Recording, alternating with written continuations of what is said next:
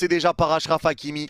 Achraf Hakimi qui est blessé, Achraf Hakimi qui est sorti avec des pleurs, Achraf Hakimi qui n'arrivait pas à poser son pied par terre. Je ne sais pas, il y aura combien de temps d'absence pour Achraf, mais on lui souhaite un bon rétablissement. Il y a la CAN qui va arriver au Maroc, dans son pays en plus. Je suis dégoûté. Et à partir du moment où on était mené 2-0 et qu'il y a eu cette faute sur Achraf Hakimi, j'ai envie de dire que le match, le score, il était devenu secondaire. On préférait tous ne pas avoir de blessure d'Achraf Hakimi et perdre le match. Parce que c'est pas grave de perdre un match en phase de Ligue des Champions quand tu as fait 3 matchs, 3 victoires. Perdre contre le Bayern, qui est l'une des meilleures équipes d'Europe à l'heure où on parle, c'est pas grave, il n'y a pas mort d'homme, il n'y a pas mort d'homme. Mais là, ce tacle de Luis Diaz, après avoir mis un doublé en plus, il n'y a aucun sens d'envoyer un tacle pareil. Les deux pieds décollés, tacle par derrière, tu t'assois sur la cheville d'Hakimi, tu blesses Hakimi, alors que tu mets un doublé, que tu mènes 2-0, il n'y a aucun sens d'envoyer ce tacle. Alors oui, Luis Diaz ne fait pas ce tacle pour blesser Achraf,